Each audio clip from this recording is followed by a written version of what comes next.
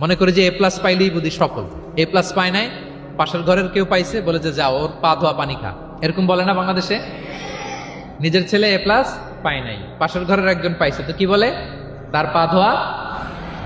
এইটা বলে কিন্তু ওর মনোবল আপনি শুরুতেই নষ্ট করে দিলেন, ভেঙে দিলেন। না, ওর মধ্যে হয়তো অন্য ধরনের কোনো যোগ্যতা আছে, অন্য ধরনের ক্যালিবার আছে। প্রিয় নবীজি যে কোনো সাহাবীর মধ্যে যে কোনো ভালো গুণ দেখলে তিনি অ্যাপ্রিশিয়েট করতেন। আবু মুসা আল-আশআরী রাদিয়াল্লাহু তাআলা আনহু কণ্ঠটা ছিল বড় চমৎকার। তিনি একবার বললেন, ইয়া আবা মুসা লাকাদ উতিতা মিজমার মিন মাযহামিরি আলি দাউদ। দাউদ নবীর গলায় আল্লাহ যে সুরের ঝংকার দিয়েছে, এই উম্মতের মধ্যে আল্লাহ তোমার গলায় সেই সুরের লহরী ঢেলে দিয়েছে। সুবহান। তো তিনি বলেন, ইয়া রাসূলুল্লাহ, আমি তো আপনার সামনে কখনো কোরআন তেলাওয়াত করিনি, আমার গলায় যে সুর আছে আপনি কি করে বুঝলেন? প্রিয় নবীজি বলেন, গত রাতে তোমার ঘরের পাশ দিয়ে যাচ্ছিলাম, তুমি যে তেলাওয়াত করছিলে আমি দেয়ালের বাইরে দাঁড়িয়ে দাঁড়িয়ে শুনছিলাম। আবু মুসা বলে, ইয়া রাসূলুল্লাহ, আপনি শুনছিলেন, এটা যদি আমি টের পেতাম আমি ফজর পর্যন্ত শুধু তেলাওয়াত করতেই থাকতাম। সুবহানাল্লাহ পড়বেন না? তাহলে আমরা যেন অ্যাপ্রিশিয়েট করি।